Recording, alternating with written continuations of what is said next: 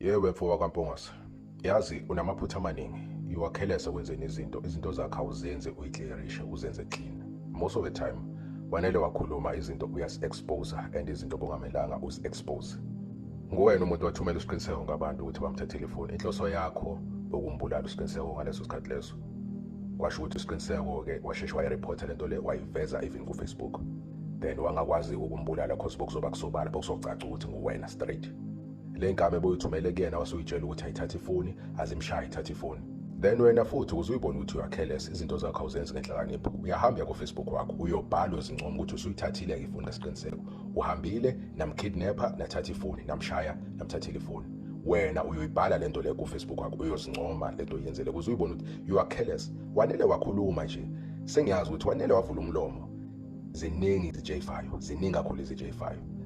Une information ongamelanga uyikhiphe umuntu especially uma unenhlizimba akumelanga ukhiphe izinto because wena once wavula umlomo phuma even ama secret ongamelanga phume. So njengamanje you are the only suspect manje kusiqiniseko ekudluleni kwesiqiniseko. You are the only suspect. Nguwena umuntu ohlezi ukhala ngosiqiniseko la. Ukhuluma ukuthi igama lakho uyangcolisa. Kodwa uthi uyakhohlwa ke futhi ukuthi nguwena umuntu ohlezi ungcolisa igama laMthandeni because usiqiniseko ngumlandeli kaMthandeni. Wena nabalandeli bakho nezindunu zakho benihlala ku Facebook nikhokhele oJobe babhala amaphepha nibhale ngomthandeni kolanga nenza zonke izinto. Umthandeni akakaza zakhale. Wena yini ukukhala ukuthi hayi umlandeli kaMthandeni wenza ukuthi kodwa wena abalandeli bakho bayakwenza umthandeni. Umthandeni akakhali. Futhi the worst part nguwe umuntu owenza ukuthi abalandeli bakho bakhulume ngoba nguwena umuntu ogxeka umthandeni bese abalandeli bakho benza more. Then abalandeli abamthandeni angeke bahlale bangagxekeki uma wenza lokho.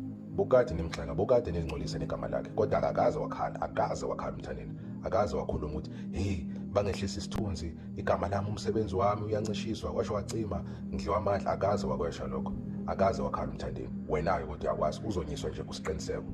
There's only one thing wena ongayifuni futhi ngiyayazi ile ukuthi isithunzi sakho ufuna njalo ubukeke uthandwa ubukeke ungagxekwa kodwa wena yakwenza lokho uyamgxeka umthandeni bese ulindele ukuthi abalandeli bakhe bangagxeki.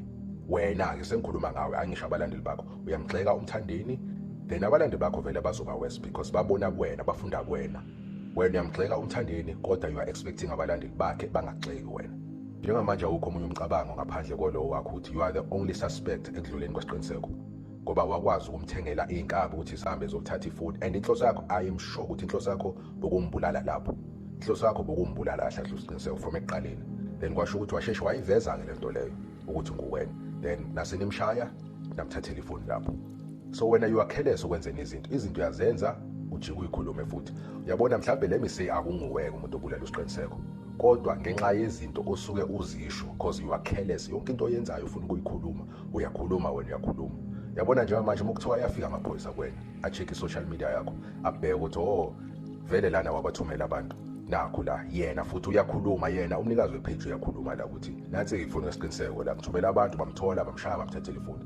Zonke izinto uyibhalile kuma social media kuze uyibone ukuthi inhlakanipho iqhelelene kude nawe. Yabona ke njengamanje you are the only suspect akekho omunye umuntu.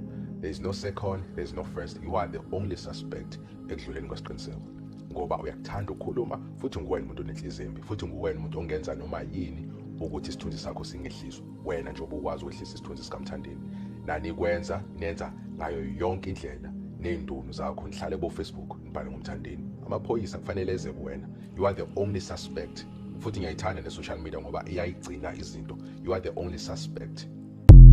Amahansa seqalile ayaheheza asingale kakhulu ngamagama kwamvela sibete engadlalela okushini bade ehlala esilungweni lesopponent iwa yalapha eNiger labe kuhlala khona isiqiniseko labe kuhlala khona isiqiniseko kuthiwa iyacula kuthiwa icula loyamuntu lapha ehliswe khona wama wathi ukukhuluma naloyo muntu obekhuluma naye ubonakala ukuthi bani kuthiwa icula futhi lo muntu esebuyele emuva kuthiwa nje ikamera yalapha eNiger iyacula nje amaphoyisa abamba amakhanda athi sizoyenza kanjani lento kanje uzotholakala kanjani asasi kodwa zona impukane ezihlaza ziyabika ukuthi hayi ikamera icula leya kamera kuthiwa ngendlela ecula ngayo kuthiwa icula imini